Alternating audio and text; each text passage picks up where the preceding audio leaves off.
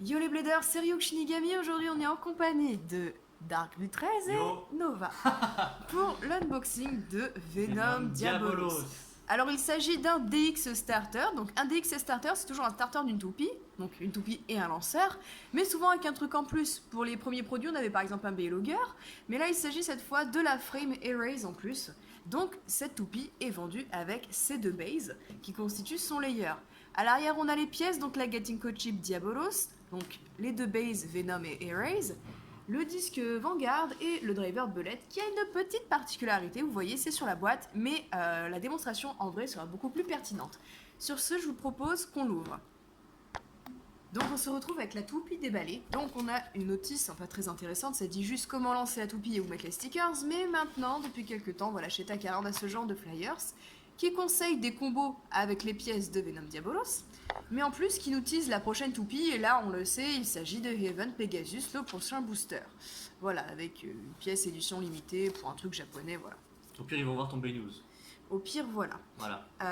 On a la plaquette de stickers, cette fois je suis agréablement surprise, il n'y en a pas beaucoup, il n'y en a que deux qui se mettent il me semble sur la Gatinko Chip. C'est hallucinant. Donc voilà, je suis contente. Donc on va passer à la toupie. Donc la Gatinko Chip en question c'est ça, c'est Diabolos. Vous pouvez le voir, elle est plus différente des autres puisque celle-ci a son weight, donc la partie métallique, qui normalement s'ajoute sur le layer entre du coup la Gatinko Chip et la base. Cette fois elle est fusionnée avec la Gatinko Chip. Donc voilà, donc ça fait une Gatinko Chip plus lourde. C'est une Gatinko Chip à double sens de rotation. Donc elle a 3 dents, voilà. Il est donc possible de la mettre sur des bases à rotation droite et à rotation gauche, voilà. Donc vous pouvez la mettre très bien sur Slash comme sur Wizard. Donc nous avons ensuite la base Venom qui est pour la rotation droite, axée quand même sur l'agressivité, hein, j'ai envie de dire, avec tous ces nombreux points d'impact. Les points d'impact dans ce sens-là me rappellent un peu les pentes qu'on peut avoir sur les bases comme Slash, comme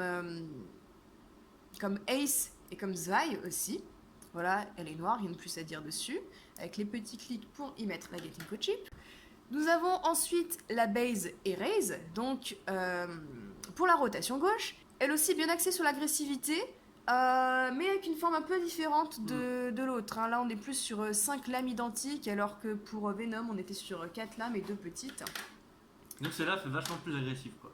Ouais, et celle-là, je pense, est agressive aussi, et c'est pareil, c'est des pentes, voilà. Ouais. Des pentes comme ça pour venir taper la toupie et voilà, l'éjecter par le dessus. Nous avons ensuite, alors ce disque, il est très original, il s'agit de Vanguard.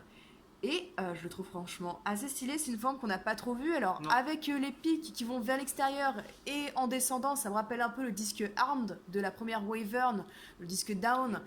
Voilà, il a du plastique autour, du métal au-dessus, comme les disques qui sortent sous GT, pas possibilité d'y mettre une frame, mais voilà, je trouve original. Et ensuite, alors, on a le clou du spectacle, hein, je sais même pas comment décrire ça, le driver Bullet. Alors, il consiste à quoi ce driver ? Donc là, vous avez la première partie du driver. Voilà, là, il est monté. On a une pointe plate qui va être en contact avec le stadium. Donc ça veut dire qu'en début de combat, la toupie devrait avoir un mouvement agressif. Cependant, le truc est monté sur ressort. Et en réalité, le gimmick, c'est que le reste de la pointe est en réalité une mini toupie qui va venir attaquer en périphérie. Et Venom Diabolos va donc finir par tourner uniquement sur cette petite pointe. Alors, le gimmick est très original. Mais. Voilà, c'est intéressant, mais en pratique, qu'est-ce qui se passe ? Romain est aussi au courant que moi, c'est-à-dire que la toupie se révèle en réalité assez inefficace, sachant qu'elle peut aussi bien attaquer l'adversaire que votre propre toupie.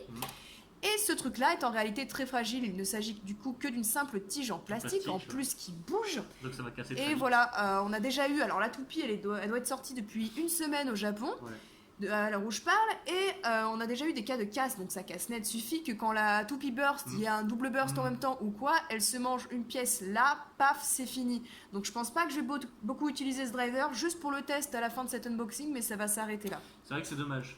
Ouais, c'est dommage. Ils ont pas pensé peut-être à renforcer ou à faire d'une autre matière le...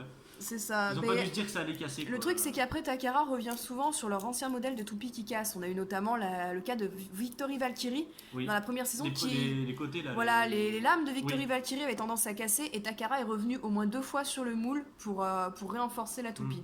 Donc on va la monter. Du coup, ça veut dire qu'il faudra attendre genre les prochaines Diabolos, quoi. Ouais, et encore, parce que suffit que quand t'achètes en ligne, mais même quand t'achètes en magasin au Japon, Ouais. tu sais pas sur laquelle tu tombes parce C'est qu'il y a, ça. il y a pas de différence au niveau de. Ouais, tu sais pas si elle a été renforcée ou pas. Ouais, quoi. voilà. Et du coup, Donc. ça fait un gros pâté ou ouais, quand même. Ouais. Ouais. Ah là de sacré donc quand même. Donc voilà, Venom Diabolos. Du coup, Bon, elle a quand même de la gueule. Hein. Vanguard Belette. Ouais, franchement, c'est une toupie qui se veut assez stylée. Elle est vraiment collection. En fait, c'est une toupie qui appartient à Delta, qui est en fait le nouveau rival. Donc un gros personnage important de la saison en fait. Le fameux méchant entre guillemets, quoi. Ouais. Parce qu'il est pas méchant. Du coup, je vais monter sur Erase. Donc alors, dans mon B-News, quand j'avais fait pour le Diabolos, j'avais dit, ouais, il y aura probablement un changement de mode au niveau de la Gatinko chip. En fait, non. C'est juste que la partie qui constitue les dents de la Gatinko est plus fine, ce qui lui permet de rentrer aussi bien dans les moules des bases à rotation droite comme à rotation gauche. Et du coup, voici... Ah, j'aime beaucoup comme ça. Elle est pas mal en blanc, le ça blanc, ressort pas mal en fait. Ouais, limite, je la préfère en blanc. Le Ouais. blanc ressort beaucoup. Ça fait ressortir... Bah et puis le doré, ça fait ressortir le doré pas mal aussi. C'est clair. Yes. Bah, je pense qu'on va mettre les stickers, puis on va se retrouver après pour le test. Donc voilà, j'ai mis les stickers sur la Gatinko chip, donc il y en a vraiment très peu, hein. Un ici, et la petite crotte juste ici. Et on a oublié de peser la toupie, alors on va le faire tout de suite. Donc la Gatinko chip pèse 14 grammes tout rond, c'est pas mal, sachant qu'il y a le weight avec, hein, bien sûr. La base rotation gauche Erase pèse 10 grammes 43, la base Venom pèse 10 grammes 17, légèrement plus légère, mais on est dans la même gamme, hein. Le disque Vanguard, je m'attends à du 27 grammes. 26 grammes 51, j'étais pas loin. On voit l'habitude. Ouais. En fait, les disques de sortie sous GT sont vers les 26-28 grammes. Et le driver belette, du coup, 15 grammes 35, c'est un des plus lourds, du coup, avec sa mini toupie. Ouais. Je le rappelle, hein, qu'il y a quand même un peu de métal dessus. Laisse la petite toupie toute seule. Juste pour voir. Toupie toute seule. Même pas 10 grammes. Ouais, même pas 10 grammes en fait, qui est le poids d'un single layer en fait. Donc vous allez voir en test, mais en fait elle se fait tèche très vite du stadium. En fait, il y a juste peu d'intérêt. En fait, dans l'animé, il y a l'intérêt. Voilà, en fait, badass et tout. Le truc, c'est que l'animé, il peut te permettre de faire des choses que tu ne peux pas faire en vrai. Ils font de ça une espèce d'arme secondaire.